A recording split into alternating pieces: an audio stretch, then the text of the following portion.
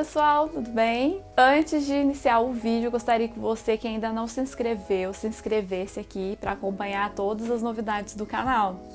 Hoje a gente vai dar continuidade à sessão de figuras de linguagem. A gente vai conhecer mais duas figuras de linguagem. Quais são elas? Antítese e paradoxo. Vamos entender então a diferença das duas e como que a gente faz para identificar cada uma delas. Vamos começar então pela antítese. A antítese, ela é uma contraposição de palavras ou frases que elas vão expressar algumas ideias opostas. Então, sempre relacionada aí a uma oposição. Vamos ver um exemplo. Ontem estava saudável, hoje estou doente. Então, onde que está a oposição aí nessa frase? Saudável e doente, são ideias opostas, certo? Então, a gente vai ter outras ideias opostas, no caso, olha, de dia, noite, amor, ódio, bem, mal. Vamos ver na literatura, então. Olha só, a gente tem um poeminha aí do Saulo Pessato, que diz assim: achei você o máximo, no mínimo vou me perder. Então a gente vai ter aí duas oposições, que é máximo e mínimo, certo? Então a gente tem aí a presença da antítese, ok? A antítese, ela é uma figura de linguagem que ela foi muito utilizada também no Barroco, que foi um movimento literário.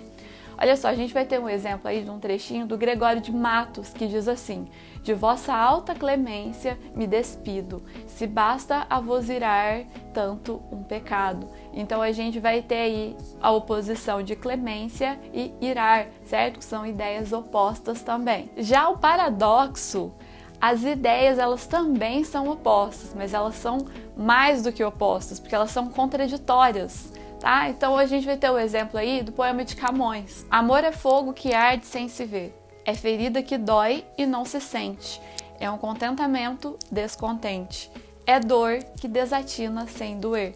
Então olha só, aí em cada verso a gente vai ter ideias contraditórias.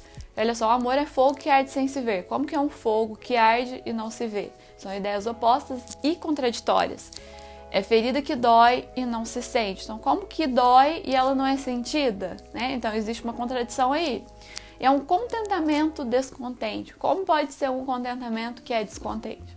E é dor que desatina sem doer. Como dói e não dói? Né? Então, são ideias contraditórias, mas que, do ponto de vista poético, faz sentido. Certo? No Barroco também se utilizava muito paradoxo. A gente vai ter também o exemplo do Gregório de Matos, que é um trechinho aí, olha, pequei, Senhor, mas não porque hei pecado. Então, olha, como pequei, mas não porque eu pequei, né? Também aí são ideias contraditórias, mas faz sentido do ponto de vista poético.